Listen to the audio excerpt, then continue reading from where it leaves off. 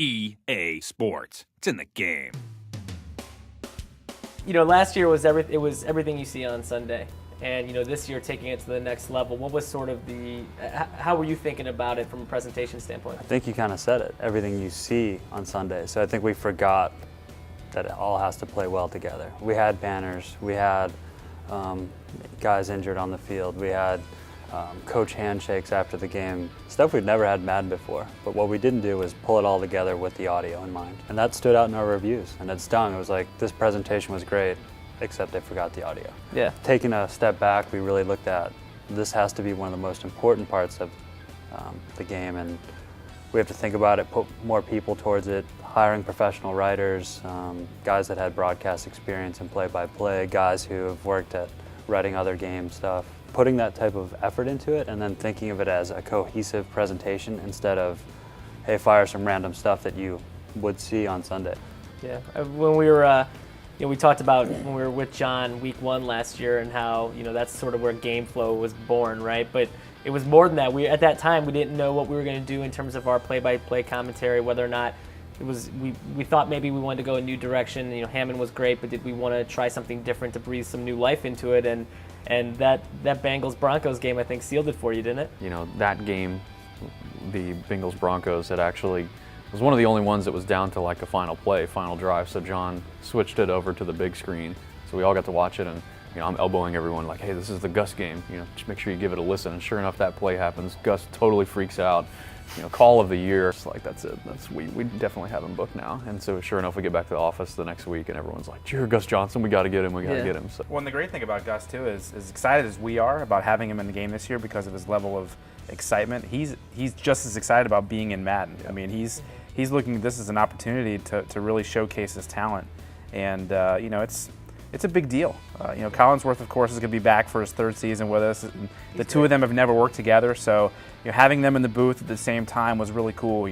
For Gus, it was neat getting to meet Chris, the now famous Chris Collinsworth, who's the John Madden replacement this year. So it's a big deal. We've got a great booth this year. We're really excited. So having that and in the story engine, how that evolved, I think last year we took a pretty big leap forward in terms of the scenes and all the stuff that we had, but your point of just, we were firing stuff off almost for the sake of firing it, whereas now you've got this sort of dynamic story engine that you can build a plot line throughout a game, right?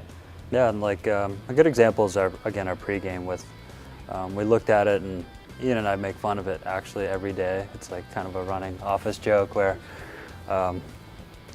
we talk about how everything we talked about in pregame could have been taken off Wikipedia. Just kind of banal facts about stadiums or city locations. Right. And there's not that emotional attachment. So this year with story, we wanted to set up that game. Is it important? Is it a playoff game? Is weather really a factor? Let's not talk about it's perfectly mild out, because it doesn't have any kind of...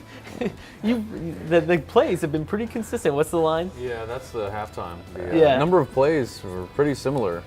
It's just stuff is maddening. Pointless facts that really don't create any kind of emotional connection with the game. So first we want to set up that, and Gus does an amazing job of getting you like, I'm really here in a playoff game, or this is Thursday night football, or it's a holiday game. And then you move on to the stories, and we have, I think it's over 900 different like QB versus QB combinations. So if you hear Roethlisberger versus Eli Manning, it's going to talk about how they were drafted in the same class, or Breeze versus Manning, they're going to talk about last year's Super Bowl. So there's all this stuff that it's not generic. Peyton Manning's such a great quarterback. Eli Manning's such a great quarterback. It knows they're brothers, and they're going to talk about it. You talk about making it more immersive, kind of like you're in that stadium feel. I think what we did with the stadium chants this year was a totally different way of thinking about it. I think it paid off. It was really a major focus of mine personally to make sure that we blew that out and got it right this year, and the chance of getting every stadium correct, totally accurate, and not just chants but music.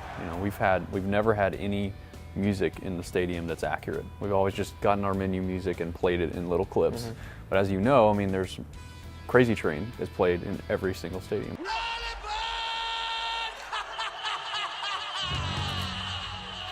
There's anthems, Rock and Roll Part 2, Gary Glitter. You hear that everywhere. And so we went out and Phil, worked on licensing these super, recognizable songs so that playing your Madden game feels like this kind of great mix of being there as well as watching the broadcast, and that's what we were really going And for. we even went to the next extra step of actually having the crowd chant to the music in Yeah. some of those cases, which is a really nice effect. Yeah. What's your favorite chant?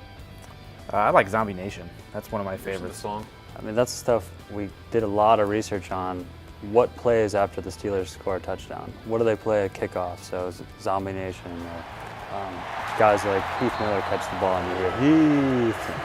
And it's not just the broadcast experience, because if you actually listen, rarely do you pick up that Vikings horn during a broadcast. So we wanted to deliver the experience of, we give you broadcast, but you actually feel like you've been to the stadium. It wasn't just a recreate what we see on TV. Madden NFL 11, August 10th, in stores everywhere. It's a wrap.